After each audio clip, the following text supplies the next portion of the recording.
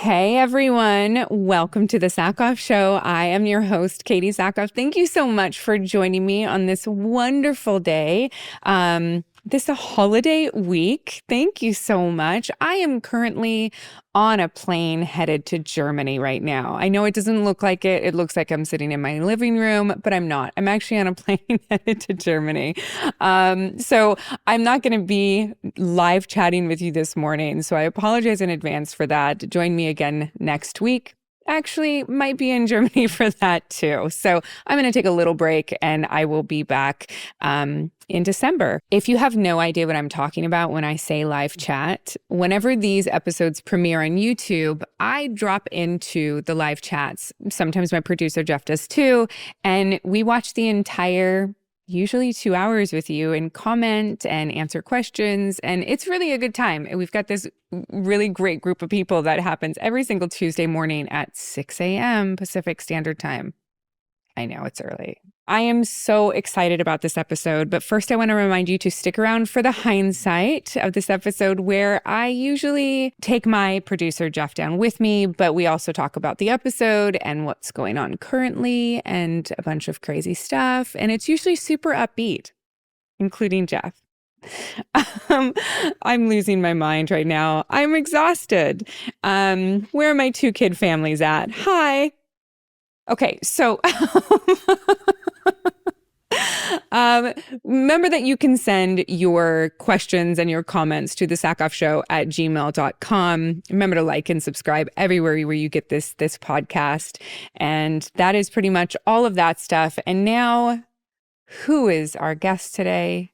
Not one, but 2 people.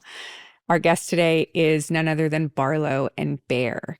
If you don't know what that means, Abigail Barlow and Emily Bear are composers for the new Moana movie, Moana 2, that comes out tomorrow. I almost didn't go to Germany because I knew we would miss this premiere. You guys, I'm so excited for this. Barlow and Bear, if you don't know who they are, you might know of them. They created a little thing called the Bridgerton Unofficial musical. They won a Grammy. Yeah, they won a Grammy for something that was an unofficial musical that they wrote by themselves. And these 2 wonderful women found each other and created something that inspired, I'd say, a nation, so many people, so much so they won a Grammy. That's insane. And out of that came Moana 2. We get into that. We are big Moana fans in this household. I have seen the movie more times than I probably should admit, and I can only imagine how many times I'm going to see Moana 2 as soon as we get back from Germany. But I'm going to get out of your way because I am rambling and exhausted and pretty incoherent. So I hope that you enjoy this episode and you get to know these 2 extraordinary women a little bit better. Without further ado, these are my new friends, Abigail Barlow and Emily Bear, Barlow and Bear.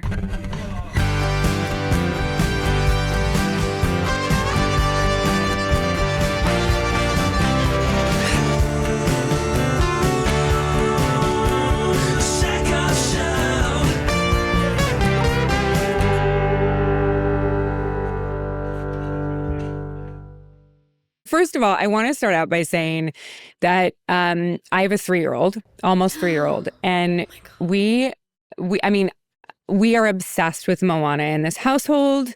She is so excited for November. She's learning her calendar just so she knows how far away she has to wait. Like, she is so excited. I make a very good taka when we're playing role play. It's very exciting. I never get to be Moana. Obviously not.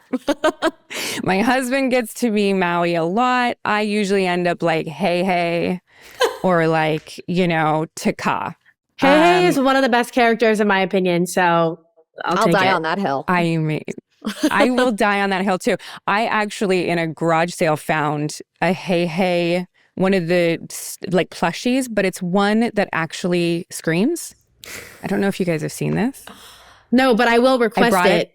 Yeah. I'll be needing a screaming hey. I brought it into the house and the dogs started fighting each other. Like, it was crazy. They were so pissed off at Hey Hey that they decided to fight each other.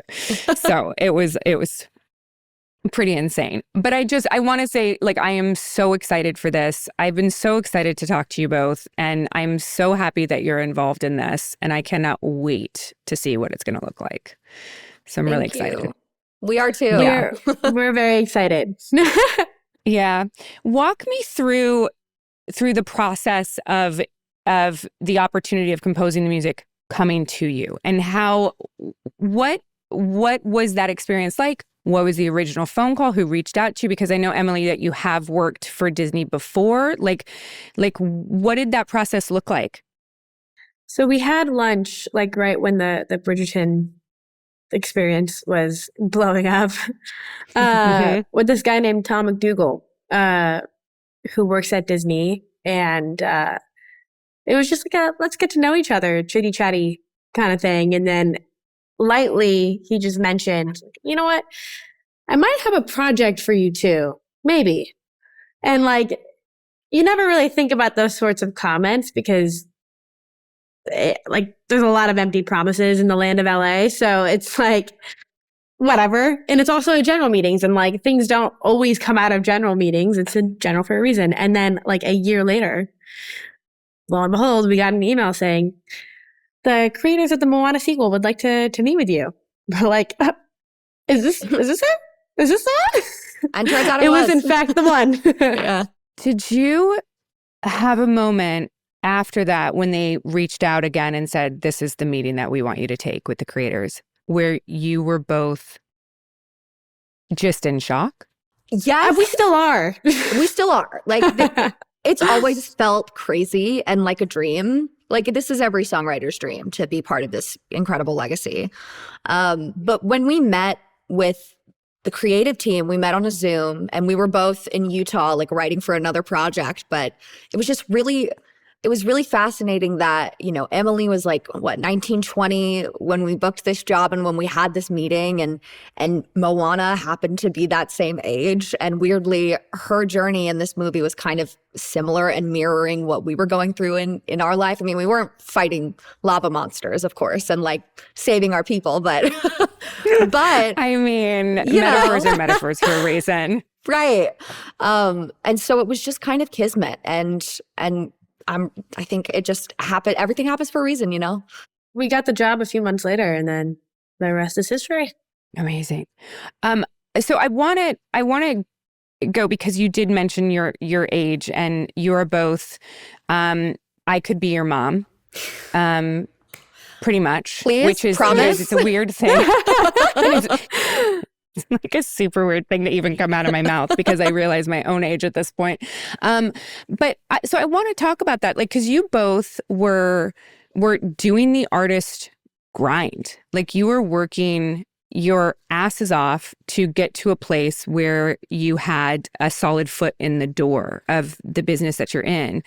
So what was it about, do you think, that was holding you back in the industry? And then I know you both met in 2020.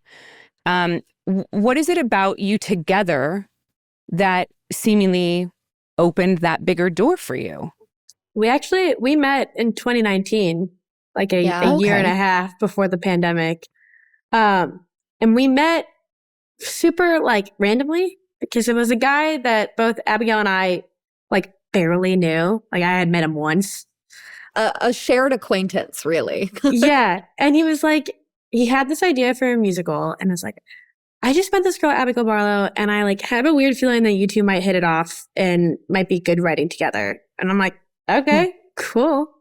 I was 18 and you were 21, and we met as friends first, and like kind of bonded over shared experiences of like, we both graduated high school early, we both moved to LA, like we're trying to do the thing and had no friends, and like the struggles of being like a young woman in a scary world. And we're like, you get it. And we just watched The Bachelorette and like chatted for hours. And then we just tried to write together the next time we hung out.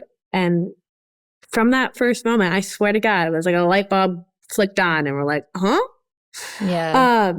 because you never know what it's going to be like to write with someone. Yeah. There's so many little things that have to connect in order for it to be like a successful collaboration. And for some reason, even though we are so different, like our Venn diagram crosses over in the best possible areas. It's wild. I've never really experienced anything like it before.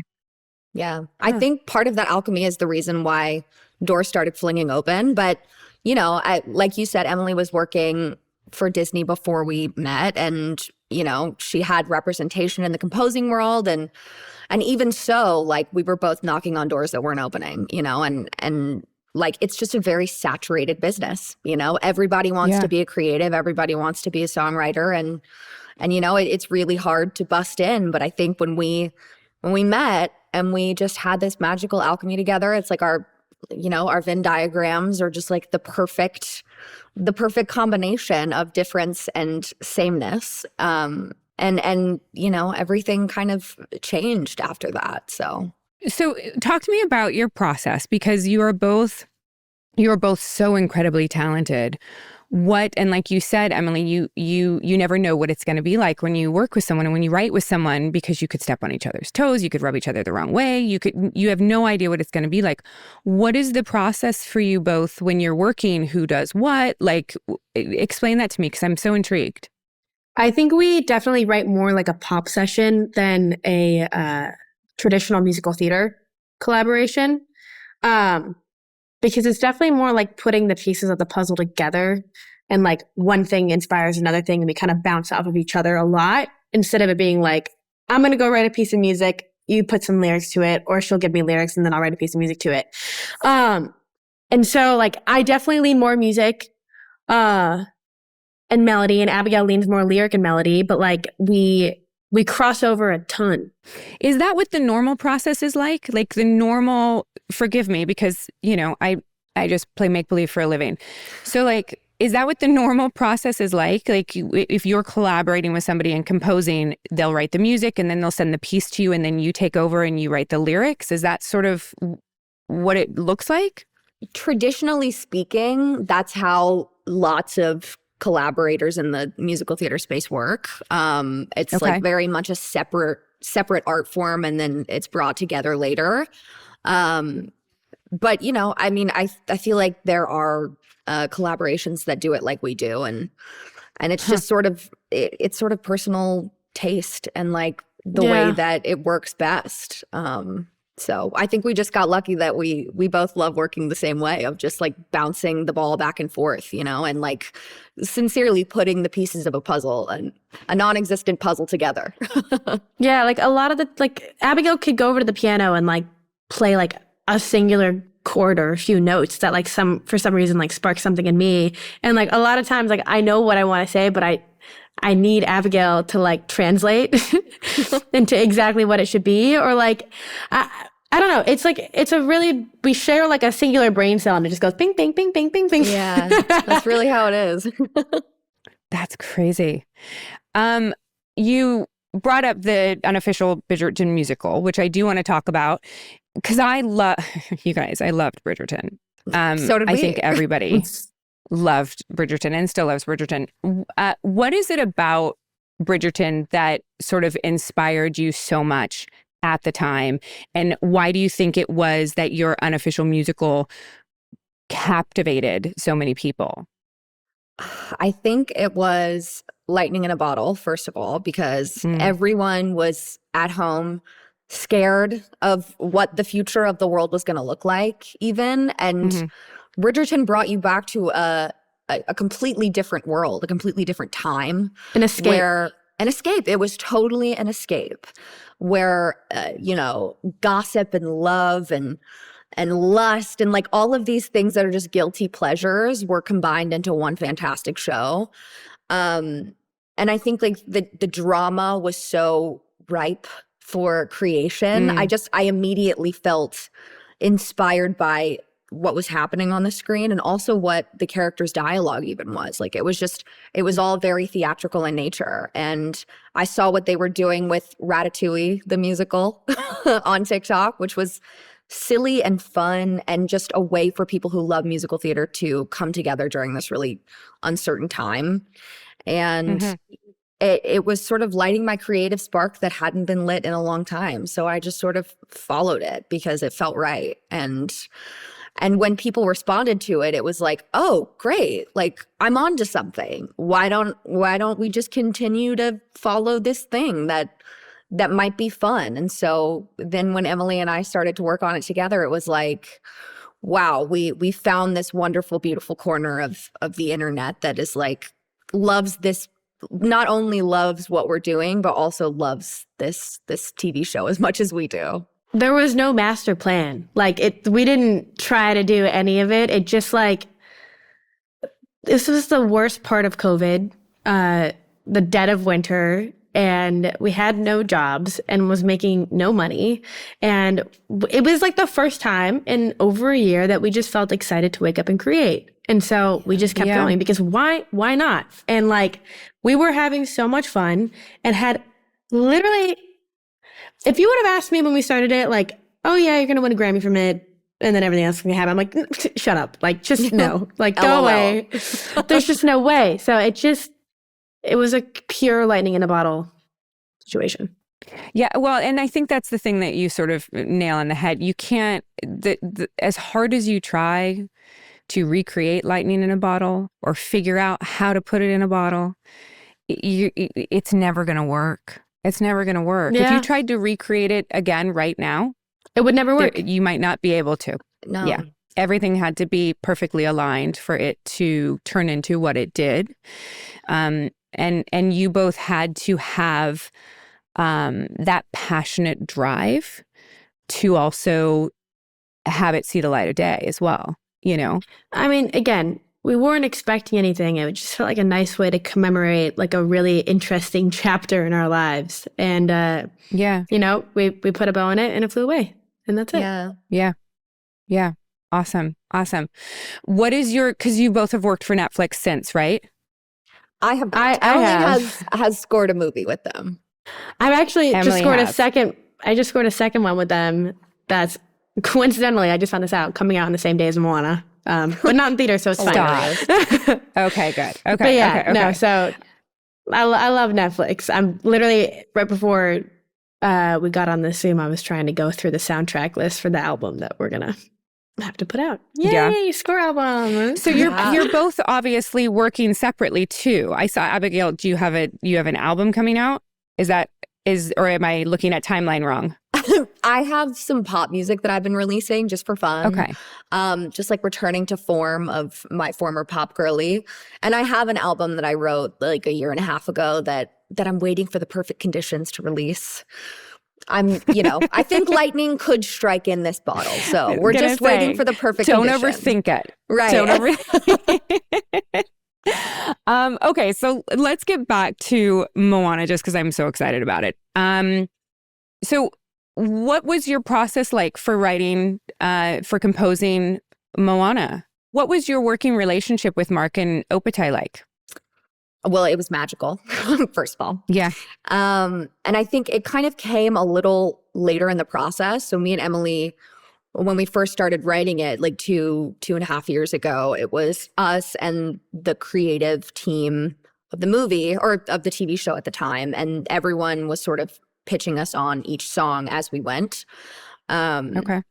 And then once it got turned into a movie, like halfway through last year, was when like the real collaboration with Mark and Opatai began. I guess Mark was involved a little bit earlier. Like we had a lot of like early discussions with him, but our collaboration like really ramped up in the last year and a half. Okay. And I don't know, man. Like we really wanted our songs to just be vehicles for Opatai and Tavaka to like share their word with the world, you know? And I think collaboration is such a beautiful thing because, like, you know, Abigail and I see music in completely different ways. And the same with Opatai and Mark, because why would you want to be in the same room with someone who thinks exactly the same as you? So, like, the second that the door opened to collaboration with them, it was just like, oh, this is how it's always meant. This is how it was always meant to sound. Like, the first time we heard Opataya and his group on our songs. Like, we were just sitting there, like, goosebumps, tears. Like, it's, I don't know. It's magical. They added something that we would never be able to recreate. Yeah. So.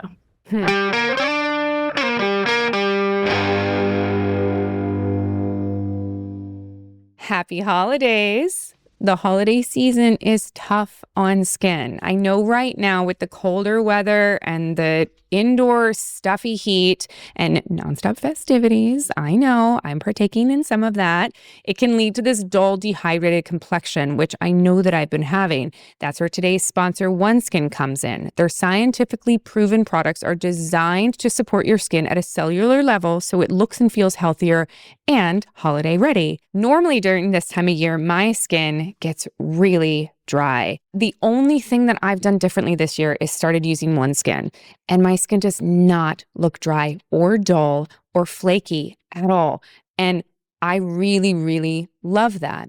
OneSkin is the world's first skin longevity company. OneSkin addresses skin health at the molecular level, targeting the root causes of aging so skin behaves, feels, and appears younger. It's time to get started with your new face, eye, and body routine at a discounted rate today. Get 15% off with the code Sackhoff, Sackhoff at oneskin.co. That's 15% off oneskin.co with code Sackhoff, Sackhoff. After you purchase, they'll ask you where you heard about them, so please support our show and tell them we sent you. We only have one body, one skin, and only you can choose to make it better. Age healthy with OneSkin. This episode is brought to you by Masterclass. Are you struggling to find the best gift ideas? My husband is incredibly difficult to shop for. He's also a massive Formula One fan. We also really love Lewis Hamilton and Mercedes. Well, Lewis Hamilton has a class called Winning Mindset. Wouldn't that be amazing to learn all about the winning mindset from an absolutely amazing teacher, Lewis Hamilton? I think that would be so exciting. A few of my favorite classes are Jay Shetty. Absolutely love Jay. Shay McGee is a designer, and her class literally helped me design my house. Radical Candor is another one that I really love with Kim Scott. Taking Kim Scott's lessons to hear it from her mouth has been just wonderful. Masterclass always has great offers during the holidays, sometimes up to as much as 50% off. Head over to masterclass.com/Katee for the current offer. That's up to 50% off at masterclass.com/Katee. masterclass.com/Katee. Katee.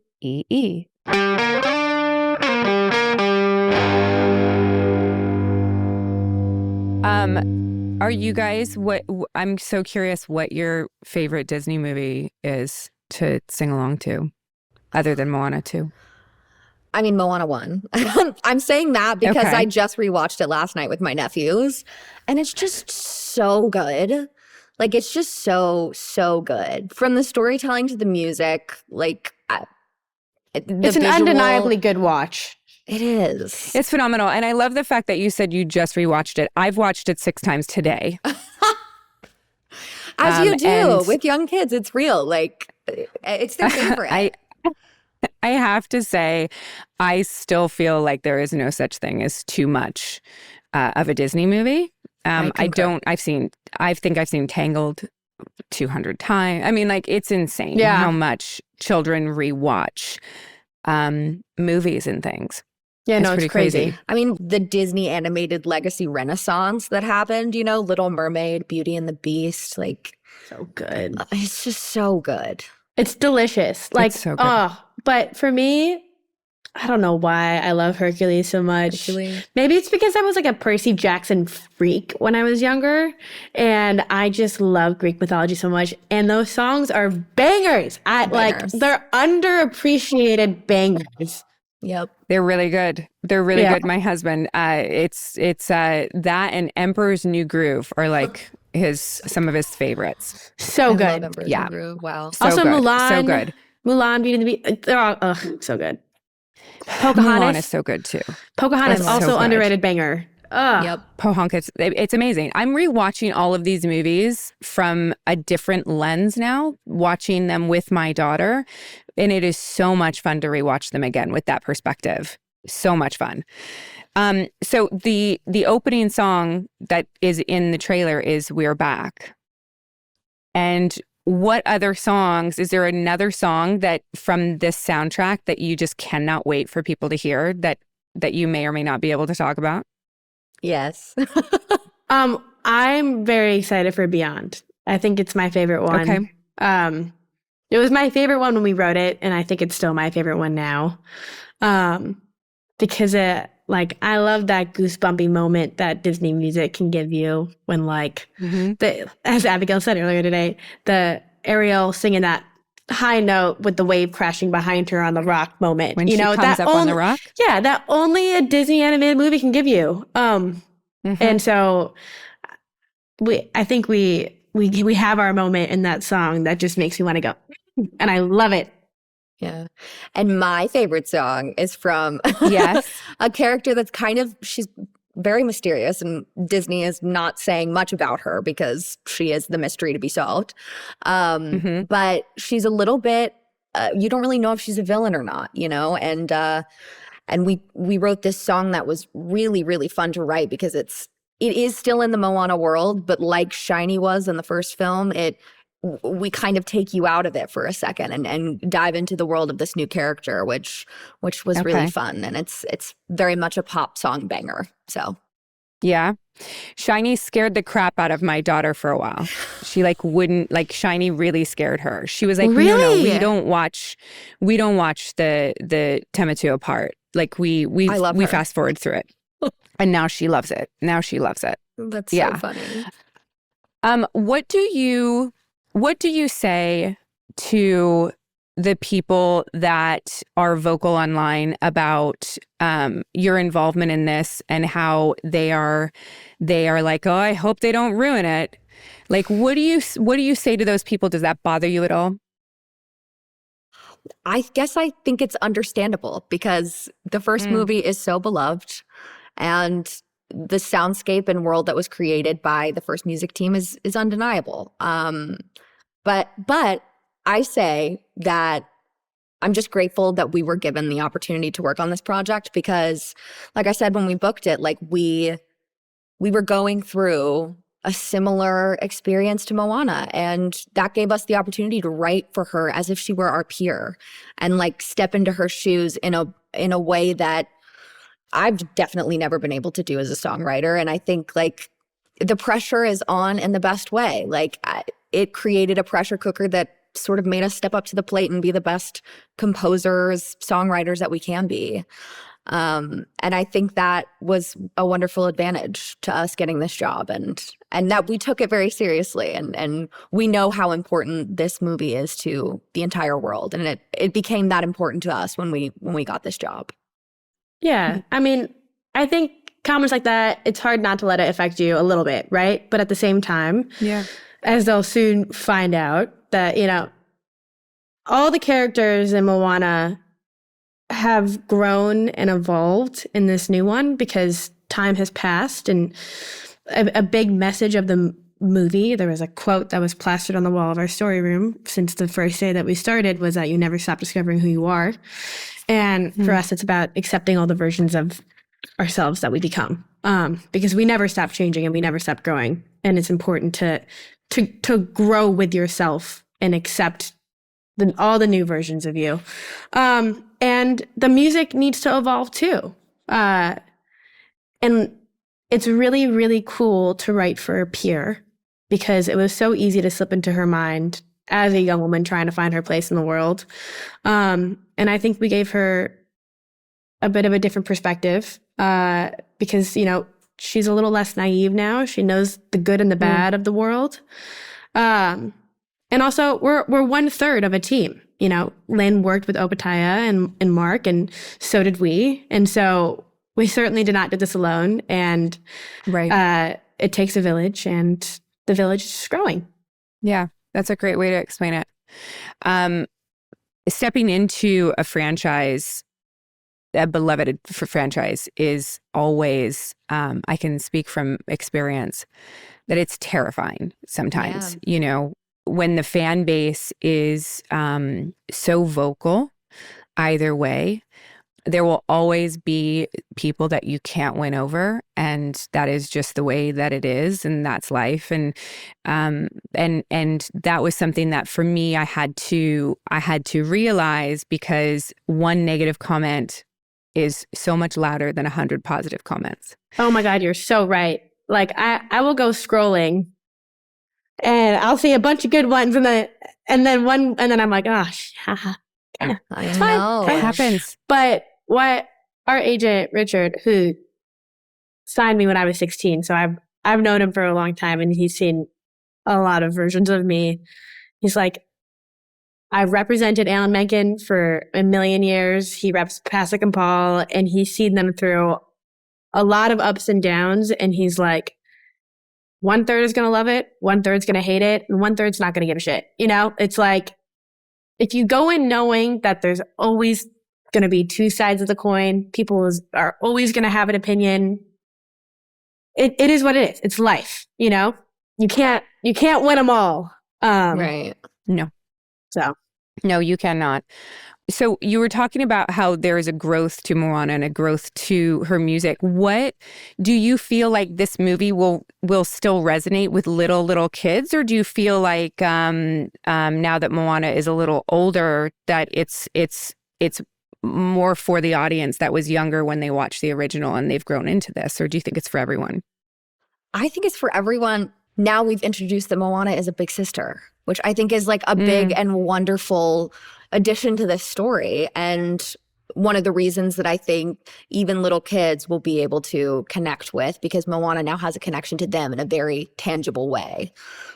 So I think the personal journey that Moana goes on in this movie is just as relatable as the first one.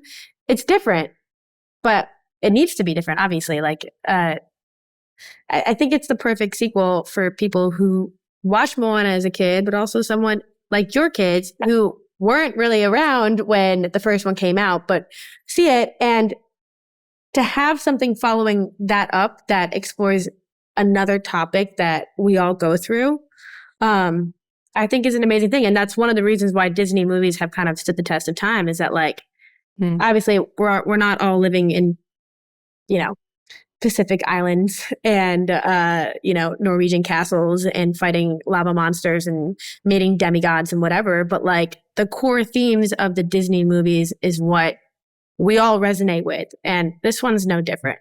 It's just a different one. And there's many lessons that we have to learn in life. So you guys have seen the movie, obviously. Does Pua have a much larger role? Yes. Yes. He does. He goes on the whole journey. He gets to go on the whole adventure. Thank God, ladies, that was like, I don't even know. It's like Pua was, I feel like he was an afterthought. It's like he was there, and then someone like finished the movie and they went, oh shoot, we forgot about. No, Pua has his moment to shine. Moments He does. to shine. Yes. I am so excited for that fat little pig. I'm Oh my so God. excited. And he's even fatter now, which is great. He's a little porky. He's got a little snaggle tooth. I love it. It's just the best. He's so cute. Does he really? Like I said, everyone is gonna grown. flip out. Yeah. I love it. So I don't know. I'm sure you know this, but there are only 10 women have written for Disney, composed with Disney before. That's a huge accomplishment and small group of women to be a part of. What does that mean to both of you? And what are you hoping that accomplishes in the future? It means the entire world and then some. I mean, I say it all the time, but like, I didn't realize as a woman, as a songwriter, that I would ever be capable of anything other than writing a good pop tune.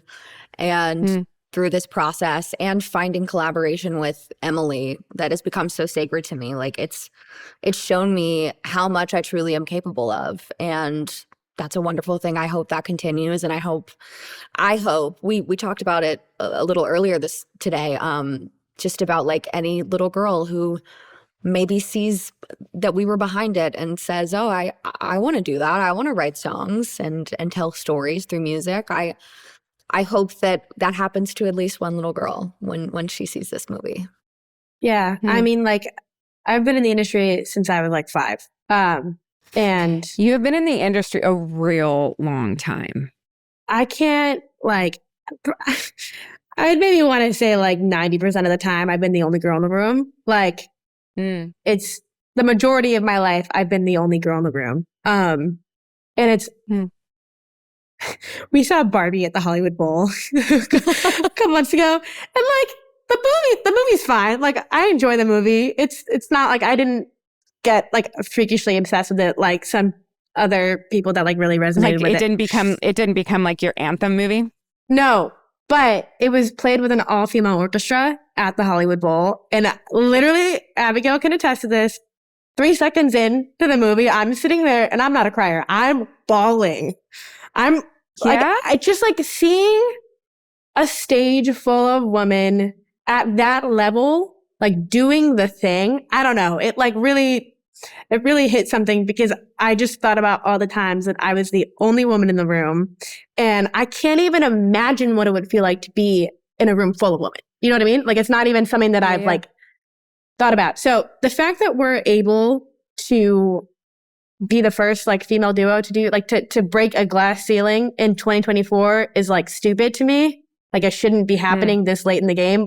But at the same time, I feel very honored and grateful that we're able to do it. And I will say Disney, like from day one, like they took a risk on us and they never treated us like our voices were any less important in the room. And I don't know. So I'm rambling now, but I really hope that like... No, you're not.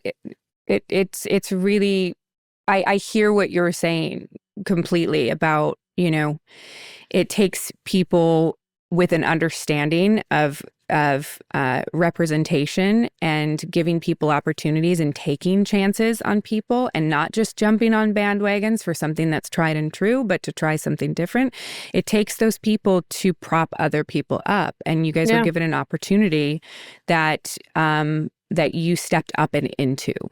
Yeah. And no matter how much self-doubt got in the way, like I always remember that like Disney is not exactly in the market of charity cases. So like we did get hired for a reason, but I said it in our Grammy speech. It's like, it's not that we don't exist. Like I could give you a list of 100 like badass female composers, audio engineers, vocal producers, you name it. It's just, you know, now that we're given the opportunity to like show our worth, it means a lot. So we exist. Abigail, you talked a little bit about like the experience of Moana, sort of emulating and matching sort of how you guys felt in your life at the time. Do you have the ability to look back at your experience with the Unofficial Bridgerton musical with clear eyes? And do you look differently at it now than you did at the time? Yes, definitely.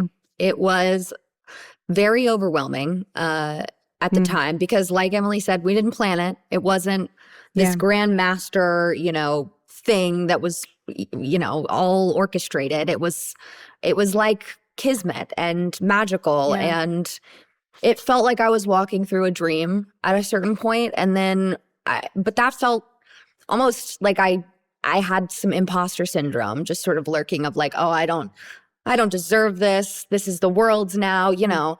And now that I've, you know, had the chance to step away from it and see it for what it was a wonderful a wonderful awakening of my inner artist and spirit, because I feel like, for a very long time, my self-worth was tied to numbers and likes on a screen.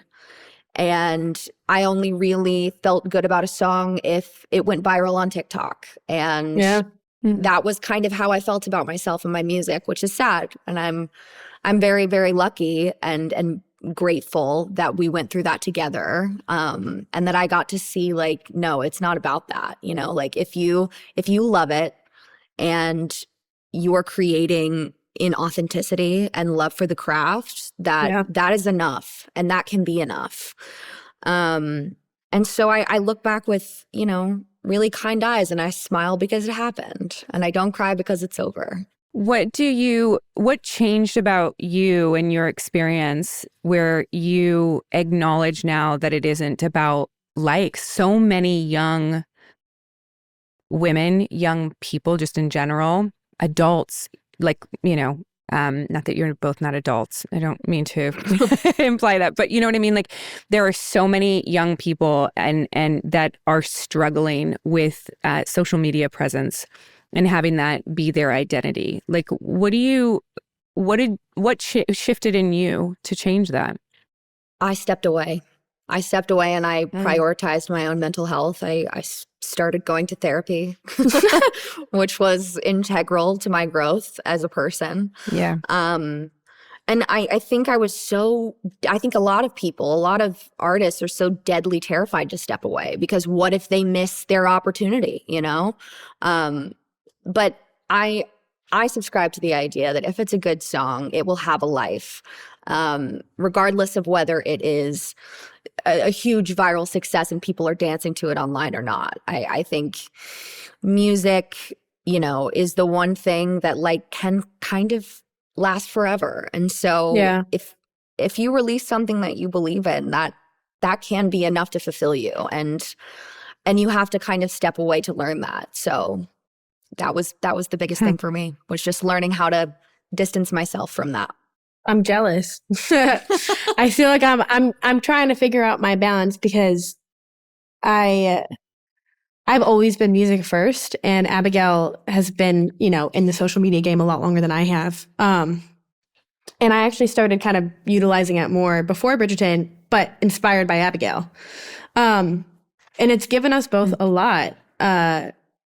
Sometimes I love it. Sometimes I hate it. Like, it's just, it's a love-hate relationship. And there are a lot of times where I'm like, I just wish it could just be about the music and not about how well you can market yourself.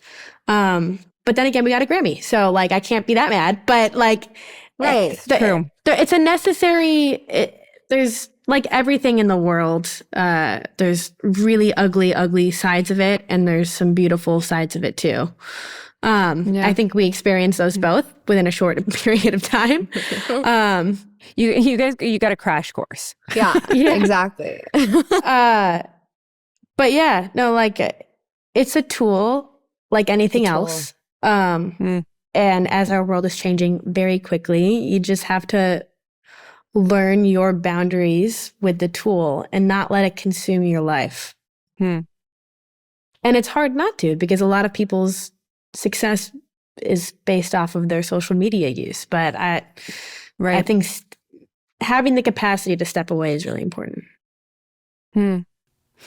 Are you, not to shift gears at all, but I'm so curious about how AI is affecting your industry the same way that it's affecting my industry, which are one and the same, in a lot of ways. Does that freak you out?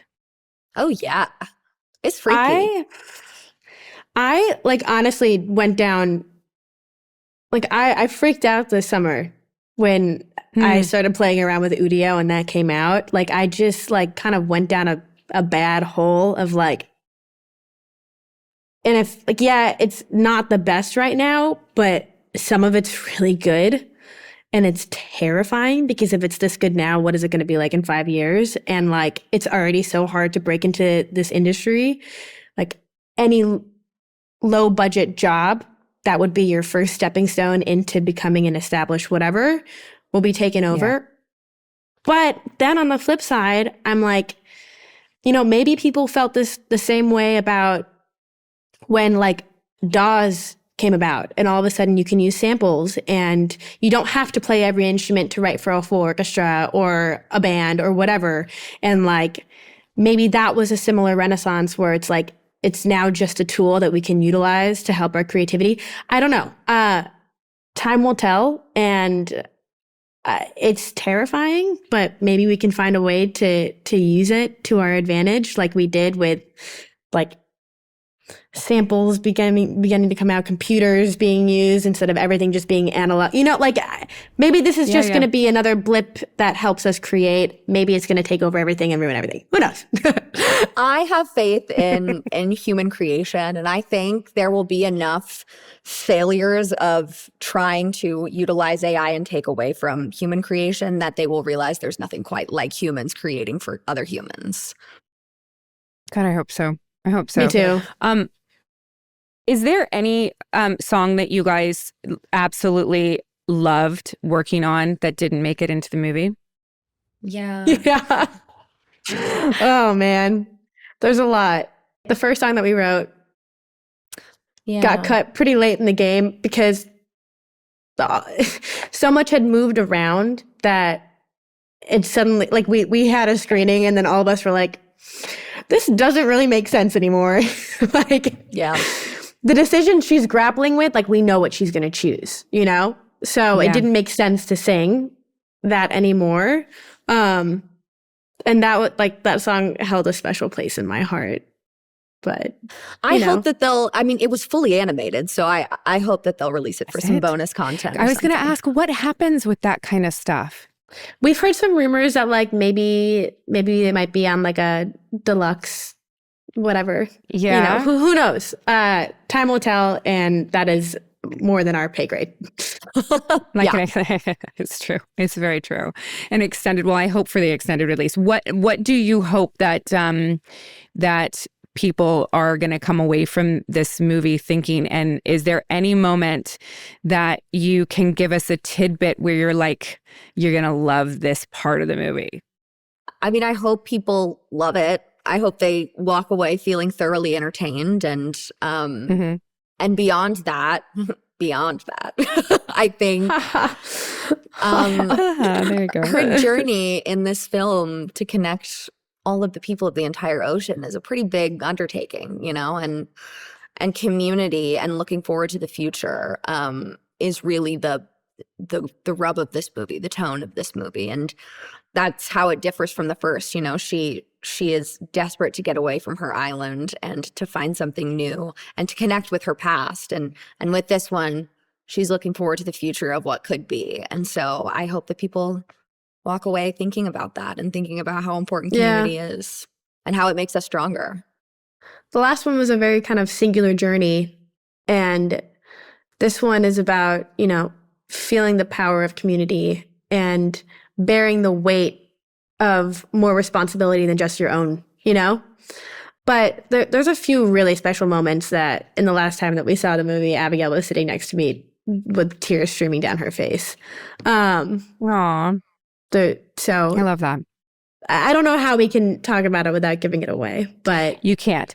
So I'll move on. You can't. I know you can't. I've done this before. What? So I'm going to let you guys go, but I always end with a question that's a rando question that I am not a good enough interviewer to have ever come up with myself. So I pull it from a box, and if you could each just answer it, it could be crazy. I don't even know what it is. So I'm excited. Okay, this is so fun. I love it. Okay, this is really fun. What are you paranoid about? Ooh. Oh my gosh. I know what mine is, but it'll make me sound crazy. Wait. It's okay. I love crazy. I'm paranoid because I have a very, very strong connection to the architect, whatever created us and this universe. But I always feel like I'm doing something wrong. And I'm always checking in with them to make sure I'm not. So I'm paranoid they're watching all the time. It's like Santa Claus. Okay. He sees you when you're sleeping. Right. He knows when you're awake. That's some good old Catholic guilt. I understand that fully. Okay. I think I'm a chronic worrier about everything, and Abigail can probably attest to that, because sometimes she's like, Emily, stop, like just calm down for 1 second. Like, I'm fresh off a breakup as of like 3 days ago, but he was a wonderful person and we had a wonderful relationship. But let me just give you a little tidbit. When our agent Richard, my love, first met my boyfriend, he said, wow, Emily's so much less neurotic when you're around. I said, thanks, Richard. So I think I let myself go down rabbit holes of like the worst possible scenario when it comes to anything career. So I am just paranoid about everything because I want the best possible foot forward and for everything to be the best it could be. And sometimes you have to learn to let that go. And it's hard for me, but I'm trying to figure it out. So you'll figure it out. You'll figure it out. I am twice your age and very similar. And I found a husband who is the person who, when I roll over in the middle of the night and say, I think I'm having a heart attack, he calms me down and goes, yep, shut up, go back to bed. You're not having a heart attack. I'm like, okay. You're right. Okay. So yeah, you're right. Okay, cool. Ladies, this has been absolutely wonderful. I really appreciate you taking the time. I am so excited for this movie. I'm so excited to see what you both together and separately have in store for the future. And I think that obviously you're going to have really, really long careers and the industry's lucky to have you. So thank you so much. Thank you. You're wonderful. Yeah. You have such like a lovely way about you. So thank you for having us on. It's the medication. I know, literally. It's like almost like you should start a podcast or something. You're good at talking. Wow. You'd think. Seriously, this has been awesome. And I appreciate the time and your openness and candor, and I can't wait to see the movie.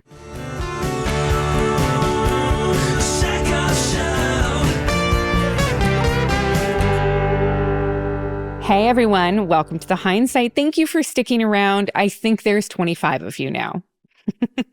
I'm still Katee, and this is my producer / co-host of the Hindsight, Jeff.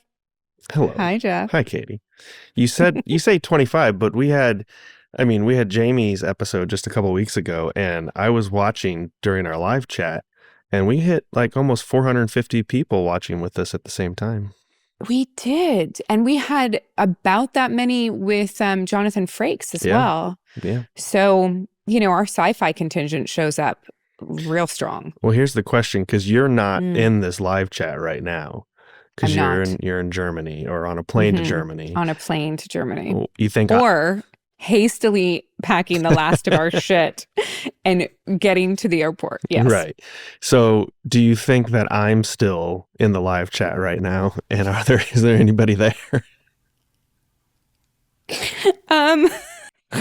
Could you imagine if you still, the live chat probably will still happen. Yeah. I'm sure. There's a good number of people that I count on being there every Tuesday now that we see every Tuesday. Yeah. I'm sure they will show up. If you're awake, maybe you have popped in to say hi between coffees. I probably You think have. so? Yeah. Well, I was telling you just a minute ago, I do kind of enjoy it because it reminds me of, I used to work for a late night comedy show, a local late night comedy show in Chicago that was not national and nobody's ever heard of. But I was going to say, what is a local late night comedy show? It was a weird little anomaly that existed in Chicago for about 2 years called Man of the People. And it was weird and funny. Why do I feel like I've heard of this? I don't know. Have you ever done the WGN morning show in Chicago? They have a lot I'm sure. You probably have. They'll bring in a lot of people because it's the third biggest market in the country. So you might have done that. And the sports guy from the morning show started a late night show for a little while called Man of the People.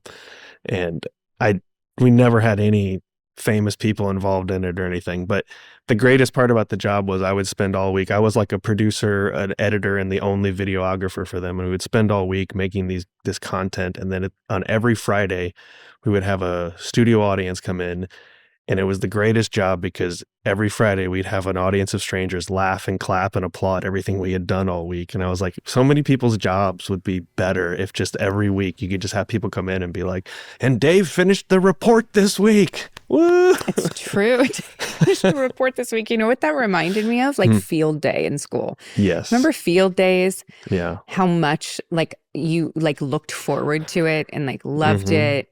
And it was like, it all coincided with like the last 2 weeks of school before summer, but like people got awards and stuff. And like, it was just like, the week was funner. Yeah. Like you should build that into school. That's kind of what I Friday. feel like with our live chats. They're kind of like field days where, you know, we spend a lot of time making these episodes work and then we just get to show them and to people and get their feedback and comments, and it's fun. It is fun. I feel like you do more work than I do. I feel like you and Natalie and Robin do more work than moi. I don't know. You've got a lifetime of work behind you that is built up to this point, so you know that's the what you earn. But speaking of a lifetime of work, I was going to ask you. It's been a couple of weeks now, but I was going to ask you about the Battlestar reunion in Chicago and how that went.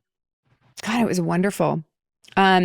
You know, I actually just spoke with Ron Moore this morning. We caught up on a FaceTime and talked about some projects that we each have going on and blah, blah, blah. Nothing we can talk about. But it was so nice. He and I were talking about it in hindsight. Yeah. And how wonderful it was and how great it was to see Michael Hogan.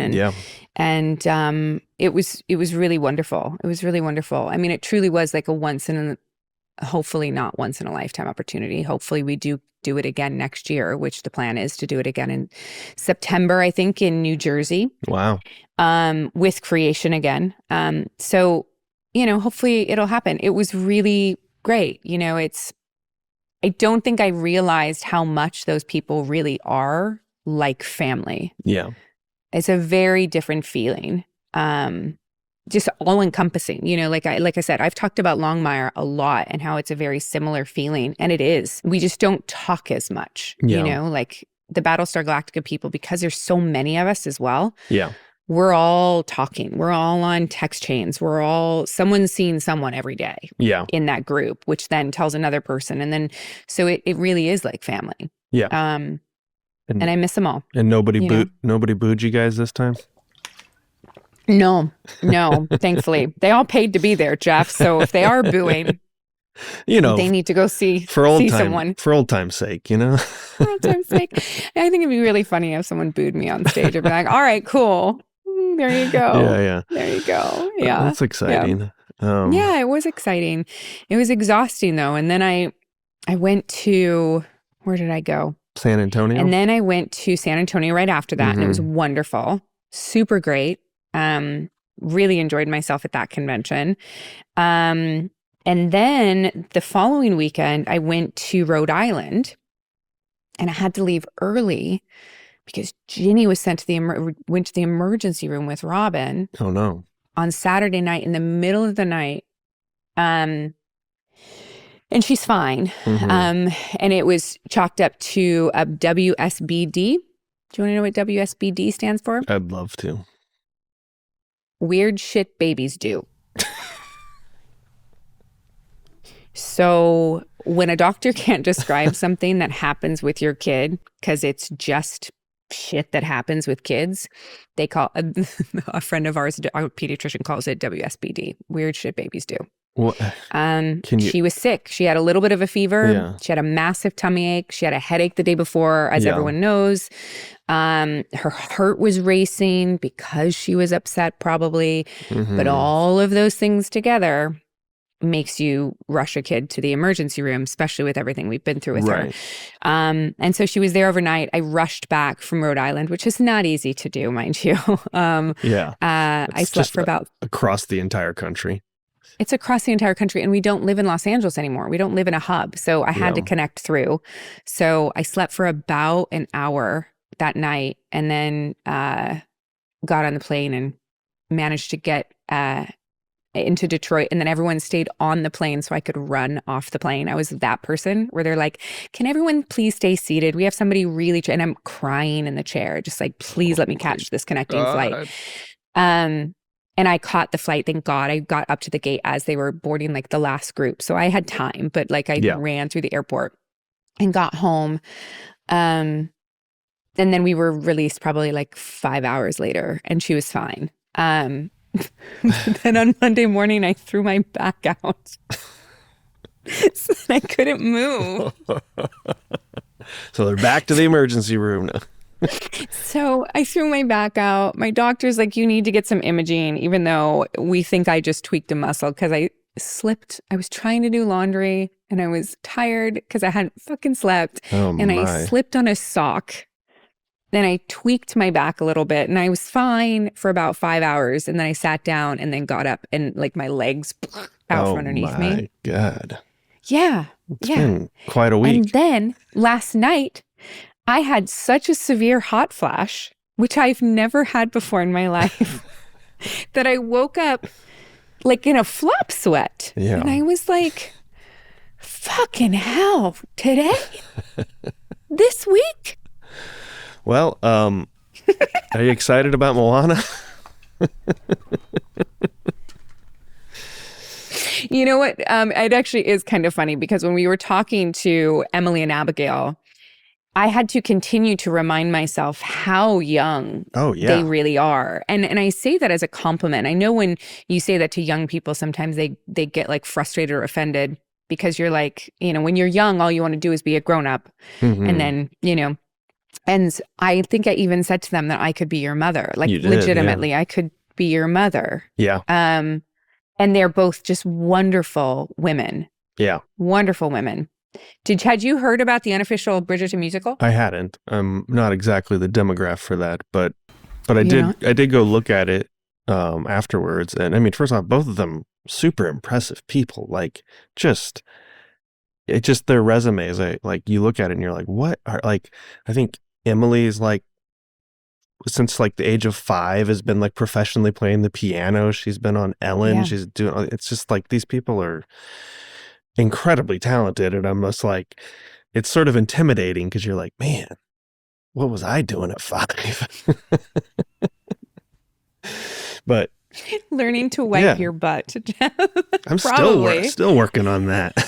That's what I was learning how to do, I would imagine. Yeah. You know, and then you've got a little girl. I mean, I saw that video of her on Ellen and was just like mind blown. It's just incredible. And they're both so young, and now they're writing music for a Disney movie. And, you know, there used to be a time and the place where the sequels to Disney movies were like straight to video. Nobody cared about it. But now like Disney, I don't think fucks around with that anymore. It's like Moana's a hot property, and they're going to put as much effort into the sequel as they are into the first one because there's an audience there for it. Well, and not to mention live action is coming out too. So you that is a huge property for them. You know, it's not like back in the day. Like I don't even think people realize that there's 3 Little Mermaids. Yeah. Yeah. You know, there are 2 Lion Kings. Mm-hmm. There are probably 8 Ice Ages. Yeah. Yeah. You're right. They would go straight to video. They did that all the time. Yeah. Often without the original cast in it, and the animation was farmed out because it was just, they knew that like parents would buy it or whatever. But now, you know, so it's like, it's pretty incredible that they're both getting this opportunity to do this. And I mean, I did listen to a little bit of the Bridgerton stuff, and I've never seen an episode of that show, but it sounded lovely. I was obsessed with Bridgerton. Yeah. I still am. I loved the show. Mm-hmm. I think it's really great. I think it, you know, so many properties on streamers became massive hits. I mean, the Suits remake is purely because of COVID. I mean, like, you know, some of these shows that I think that there's what is the legal one that's coming back as well? Not only Suits, there's another one, White Collar, I think, as well. I've never heard of that. So again, like some of these shows that have been over for, you know, is 5-10 years, got these second wind behind them because everybody watched them while they were looking for content, Bridgerton was a perfectly timed project for people to just like start streaming. I was obsessed with it. You guys talk a lot about Disney songs in general too, and how so many of those songs, I think you and I grew up in the era of the Disney Renaissance stuff. So that's like your Little Mermaids, Aladdin, Pocahontas, all those are like, we were fortunate enough to be at the right age when those movies, I remember seeing The Lion King in the theater and it being one of the first experiences where I was like, wow, that's a movie. And I think I went and saw it multiple times in the theater and it was pretty amazing. So yeah, it was so good. Yeah. I just the music from Disney movies, I remember when Vanessa Williams sang one of the songs on the album for Pocahontas. It was just stunning. Robin Williams on Aladdin was amazing. Ming-Na Wen, like I know that she didn't sing the songs, but Elton John, Randy Newman. Well, Randy Newman was Toy God. Story, but that was Toy Story. Eventually Disney, but not Disney at the time. And then Phil Collins. Yeah, Phil Collins. Just banger after banger after banger. Yeah. When you're a little kid. It's funny because there's a lot of these newer Disney movies. Well, most of these newer Disney movies I haven't seen because I don't have children and they're not exactly made for men in their late 30s, early 40s. Yet, a lot of the songs I do know just because they're in the culture, they're in the ether, like Let It Go. How can you forget that song? There's even a lot of Moana songs that I know just because Allison listens to them at home sometimes because she likes the movie. And so. Yeah, I don't necessarily agree. I've seen a lot of people online say that the music in Disney movies these days is not as good as it used to be. I just think that's nostalgia, to be honest. For sure. Because the soundtrack to Wish is probably one of my favorite soundtracks ever right now. The soundtrack to Princess and the Frog, amazing. Yeah. I just there's so many that are absolutely amazing. And Moana is no different. I'm really excited to see Moana 2. I don't know if Ginny really knows what that means. She's seen the trailer and she goes, I want to go see it. I want to go see it right now. And we're like, we're going to have to wait 3 months for this. Yeah. Let's go look at a calendar and explain what 3 months is. Just look if they're doing an English screening in Germany. We thought about that, actually taking her while we're in Germany. Might be kind of crazy. So I wanted to ask you in this instance, and it was kind of the way with Sashir, but you're taking on the other persona now of the person that's trying to ask people about secrets from Disney. How do you feel about that? Well, on one hand, I'm very conscious of the fact that they can't answer. And we've said this many times, and I've said this to you and to people who I asked to come on the show. This isn't a got ya show. I'm not here to get you in trouble with your boss or anyone else. So much so that if you call us afterwards and say, hey, can you cut that thing out? We would cut that out. We're not live. That's why we cut out them explaining the entire plot of Moana 2. And singing the songs. We said, stop. And they just kept doing it. It's true. But I have to ask because I'm also curious, I want to know everything about it. Yes.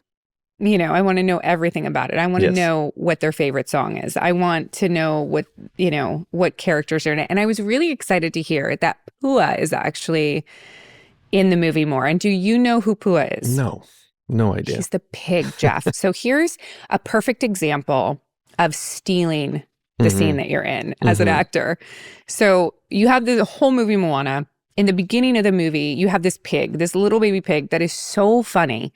And he doesn't make it on the boat with Hey Hey the chicken and Moana when they sail off because Hey Hey the chicken manages to get in the boat unbeknownst to Moana, and then she takes this stupid chicken with her. And Hey Hey is part of the whole movie. Pua doesn't get on the boat because she literally pushes him and makes him stay ashore. You can't come with me is what she says. But the entire time everyone was like, Where's the pig?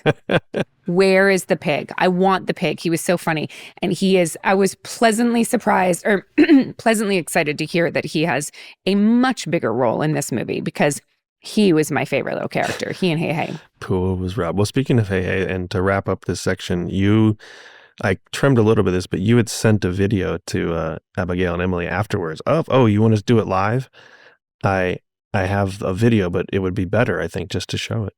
My dogs will be so upset. Are you ready? Is this going to ruin the rest of the recording? Wait, do I have to turn him on? It's the same thing I did with the video that I sent to the ladies. Where is it? Try me. Oh no, this motherfucker's on. All right. The dogs are going to come in and freak out.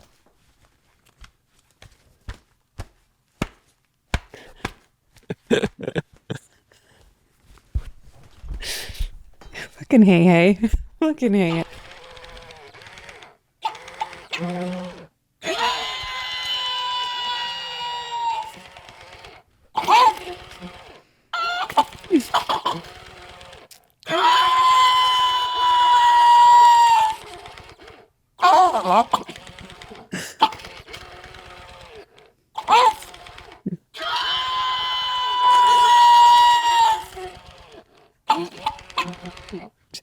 Just keeps going. It's the gift that keeps on giving.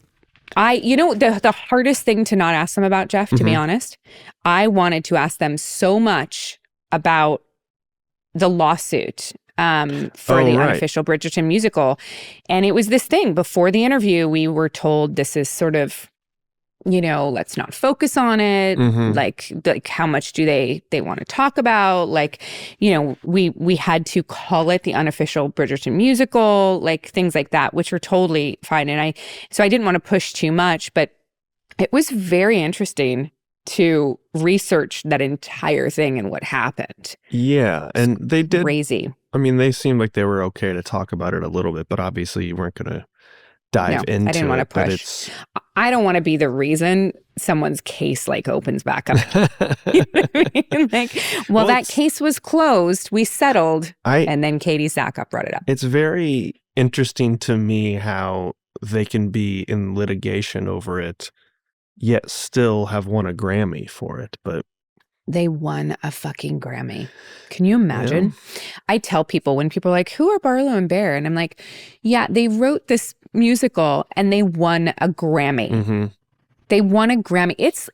That is like you writing a musical for your high school theater group. Yeah. And putting it online and it blows up so big that you won a Grammy at 22. Was it not on Broadway or something? Like, what was it? I guess that would be a Tony. What was it? What did it win the Grammy for? It won for a musical theater album, but where did they present it? Well, I think it came out. It was on iTunes. Interesting. Yeah, it just really got super popular. I mean, I have some friends who I know from Chicago, and they did this thing at their, I can't remember what school it was, in Michigan, but their company name is Team Star Kid. And if anybody is listening, they might know who they are because they went viral famous because they made a Harry Potter musical.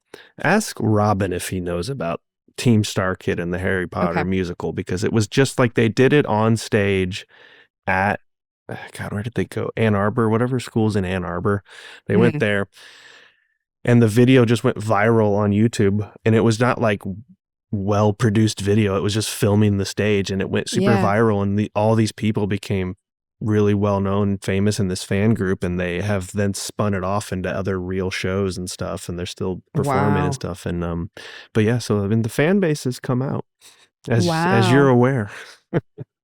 That's amazing. Yeah. That's amazing. Should we look at some comments, or do you want to? Yeah, we should look at comments. So at my Kaz H says, love this chat. I'm going to have to go and watch BSG again. I have all of the DVDs. Oh, that's cool. I love your portrayal of Starbuck, Katee. And yes, as an Australian, can confirm the C word is used as a term of endearment at times. I love that she says at times. Did you know that episode where we swore all the time got demonetized? because we said too many times. Too many times. Like, I think you can say it, Well, we said not it 25 times. Did we say it 25 times? No, I don't know. I think I said it once, so it's mostly your fault. I'm sure I said it 20 times. I was the other 24. Yeah. I won't it say got it demonetized. anymore. I won't say it anymore. No, we like can't say it or we won't make money. It's freaking stupid. Was that the same? We got demonetized on the Bear episode too because we played the clip of you playing the piano. Playing the piano and we didn't own that clip. Yeah. That one was my bad. But it's so stupid though. Well, technically Bear's the one that owns it. And Bear is making the money off of it. That's what happened. Because Bear puts content ID on that stuff. For his music. So Bear was about to sue us? No. It's just his all episode? automatically done. And so any money that was made off of that episode was shared with Bear. So it's not. Got it. I'll send him a gift basket. Yeah. Or vice versa. Or he should send me one. At Donetto says, really great shows. Want to see you interview everyone. So do I. I do too. Yeah. At Dan Bellinger 23071 says, Katee and Jamie, thanks for your part in BSG. It was and is an amazing experience. Thank you. It was so nice to see Jimmy. I'm so tired, Jamie. Jamie. Yeah, I was just these were all from the Jamie episode, which was a great episode. And also it's been an interesting month over here. I think. Oh yeah? How's that? How are things? I just meant for you. Oh, for me. Yeah, all the traveling and that, and, we've had some things happen in America, and I just thought it would be nice to include some nice comments. Yeah. Mail sack? It takes everything in my power to be apolitical in my content, which is a decision that I have made. And I made it a while ago. And every once in a while, I have somebody that like calls me out for not saying my opinion. And then I'm like, you guys, have you seen the people that get railed when they do say their opinion? Like I'm okay. I will talk about my opinions in my private life and on stage. I'm more than happy to do it in person. I just don't think a video platform or social media is the place for that. Yeah, I mean, my feeling on it, because I was thinking about, do we want to talk about it or not? And I think that I don't want to talk about it because I'm sick of it. And I also think that our audience here would really appreciate a place where they don't have to think about it for a little bit. Exactly. We can't get away from it. So, it's nice to have a place where you can literally just like hop in a mail sack and move around in that scrotum. Is that the cue? Yeah. Mail sack. We're going to the mail sack. Mail sack. Why are we calling it mail sack? Hey, you're on your way to Germany right now. You're going to see Nicholas.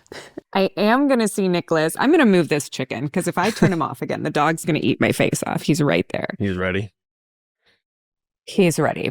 Christine says, Dear Sackhoff Show, I really enjoyed the movie Christmas Sale, and I was wondering if there was any other project in the works for Katee and Robin. Christine, thank you. Nothing right now. No movies as of right now. I hope that they will hire me again. I don't know if I fit the Hallmark mold, Jeff. Well, I mean, you did one already, so. I did do one already, and I loved it. Yeah. But I don't know if the movie did very well for them because I am not. Yeah, but that is the Hallmark mold. Like you need to write a movie where you're the person who doesn't think you're the Hallmark type.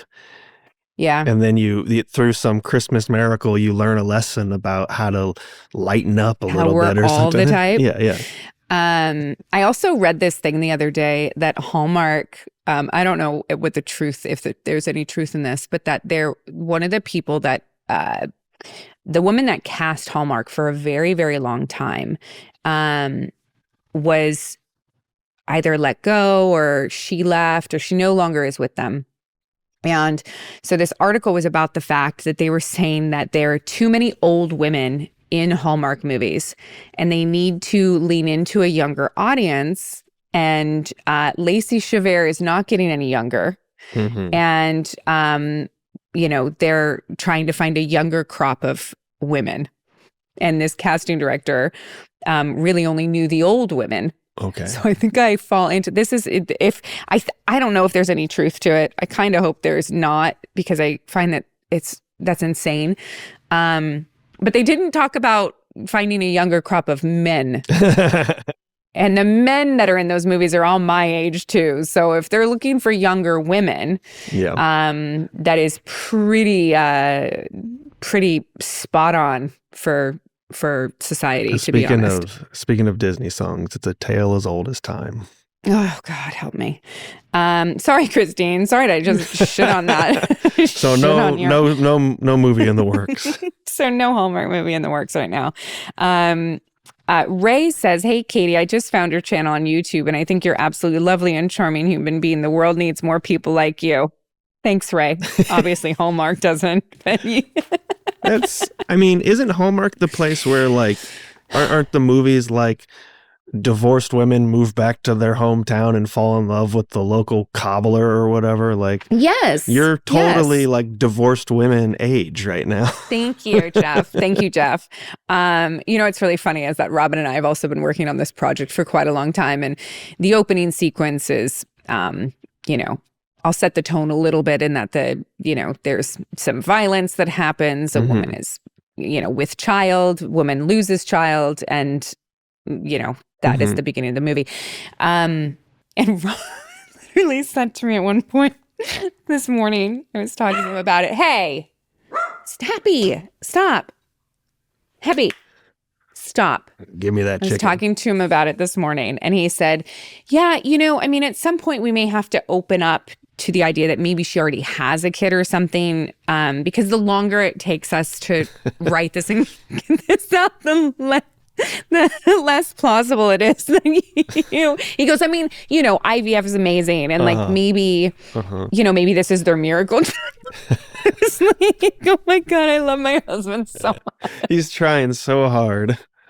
He's trying so hard. I love it. Be like, at a certain point, you're going to be 47 when we're trying to make this movie, and they're going to be like, she what? Yeah. It's a miracle. It's a miracle. Yeah. Oh my God. It's the most geriatric pregnancy you've ever seen. Times 2. Shit, I'd be 70. Wasn't there was a story of a 70-year-old grandma who had a baby at one point, I think, or something like that. Probably. A 6-year-old. I need to Google that. There's a lot of people. I need to Google that. On the planet. Thanks, everyone, for joining us. Come back next week for another fabulous guest. And until then, we will see you next Tuesday, and that's what's up.